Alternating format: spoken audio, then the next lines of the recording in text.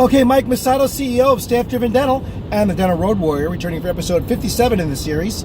So it's the holidays when I'm recording this, and I want to talk about vision at the end of the year here now, and we're going into a new year and finishing up an existing year and thinking about how the year could have been, should have been, might have been if things were different, and looking ahead into the new year ahead. So when we talk about vision, I think of that song. The first thing I think in my head, shameless segue here.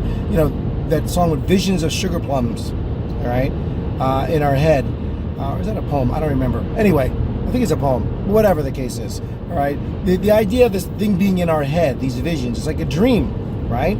And the thing about having a vision, and think of the great Martin Luther King in his famous speech, "I have a dream," all right.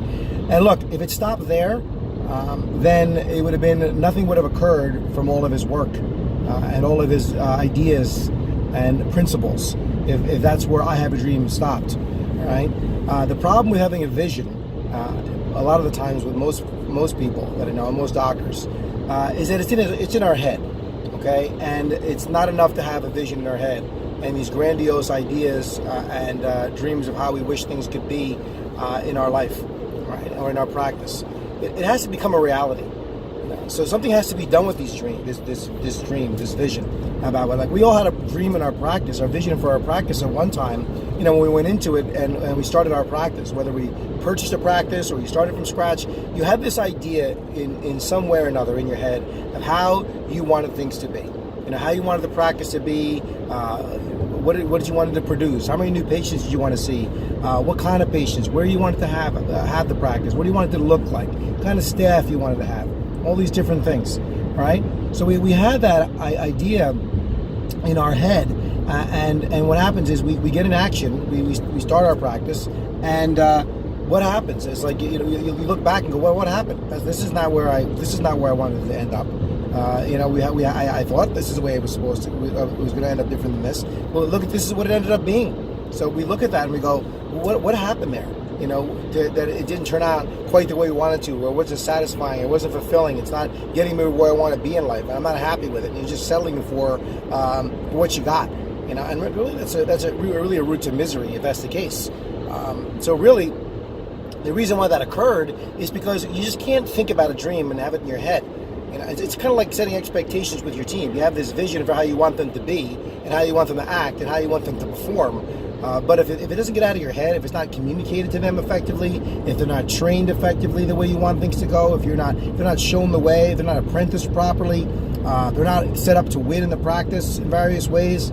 We're not really good at hiring people in the first place, which is a big issue for a lot of doctors. Well, guess what? We're not going to fulfill on our vision, in this practice, in terms of where we want it to be, right? So the thing is, we really need, to go back and look at, where we started at one point, and where we wanted to get it to be for real now, in actuality in life, right? So you go back to the drawing board. You got to sit down with your team as a group and put this on a piece of paper. First of all, you put it in writing. Like, you've seen those mission statements. I think I talked about purpose and values in earlier episodes, but writing it down and having it become real. First of all, you put it out there. It becomes real when you put it out there on paper. Okay, great. Now it's on paper. Now what do we do with it? Well, I have an exercise in my program. We have everybody, write it down, create it, write it up, post it, print it out, have it framed, put it in the reception area. Declare it to the world. Declare it to your patients and everyone coming in. This is what we're about. This is what the big picture is here. In its pure, this is what we're shooting for here every day. This is what we're striving for, everybody. And then live that dream. Have all your actions, be driven based on that dream. And that's what you need to do every single day. And it's a reference point to compare where we are right now and to what the ideal situation should be.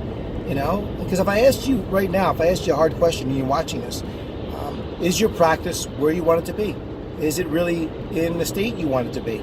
In terms of everything, are you satisfied with it? Is it fulfilling you? Is it meeting not just your financial needs, but all your other professional and personal needs in practice? Spend a lot of time at work in our life.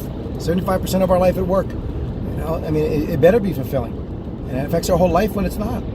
So are you happy with it? And if not, why not change something? Why not create a vision for the new year when you actually are going to make some changes to take it in a different and a positive direction? And sometimes you need coaching. Sometimes it's good to get help. It's not making you less of a person to reach out for help and say, hey, look, I don't know everything in the world. I've said many times, it's what you learn after you know it all that counts. So, if you take the tack, well, I'm a professional, I'm a doctor, I should know these things. Look, I'm telling you, there are a ton of smart, skilled, phenomenal clinicians that I know that are struggling. It has nothing to do with them being bad doctors or even bad people for that matter. Okay, but if you don't have the know-how and the education and the training and development to become a better business person, a better manager, a better leader, a better executive, it's going to be very hard to fulfill on this vision. We're not going to get there. It's going to be a struggle every single day. As if you didn't put the training in you did to become the phenomenal clinician that you are, it'd be very challenging to be successful. And it was at one time. If you think about early on in your career, things didn't come all that easy to you. You got good over time. All right. So, like I said, one of the things, the core principles I teach is sitting down. Let's start with the end in mind. Where do you want to be? Where do you want this practice to be? And is it getting there? I call that space between where you are now and where you want to be the gap. And what do you got to fill that gap with? Productive time, working on the practice, working on yourself, working on the team, to get it to what you want it to be, to get to the ideal state.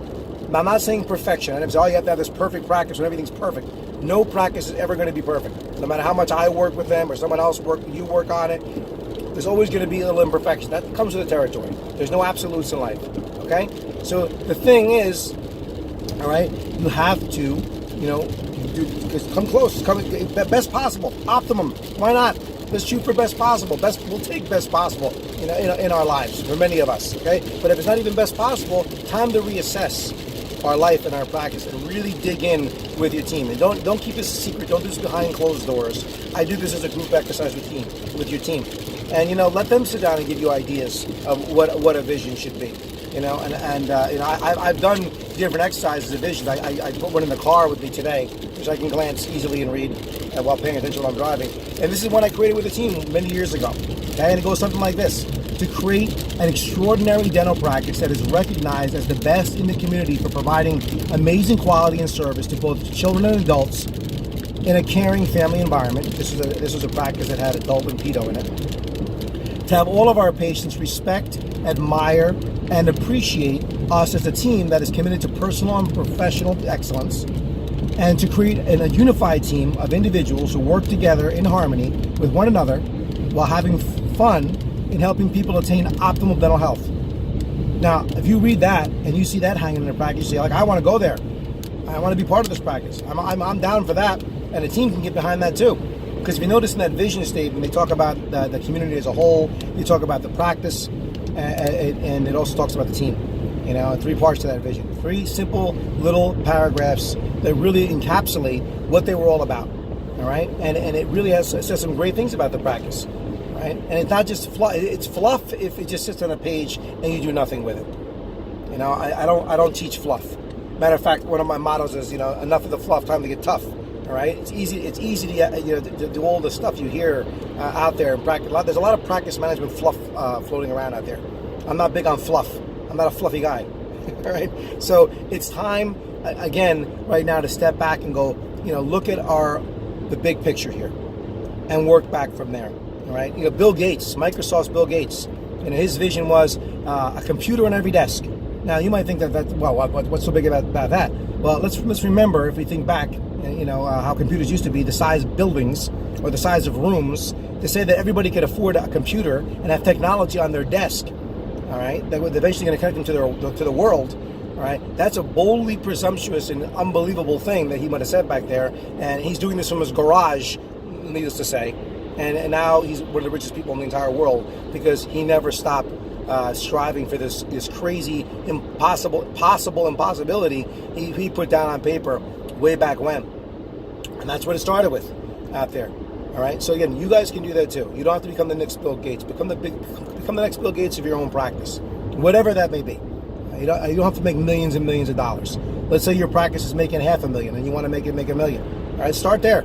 Okay, and all the other things that you're going to do and how you're going to be, in order to embody that approach to achieve that goal, that vision of the $1 million practice. All right, and you'll get there.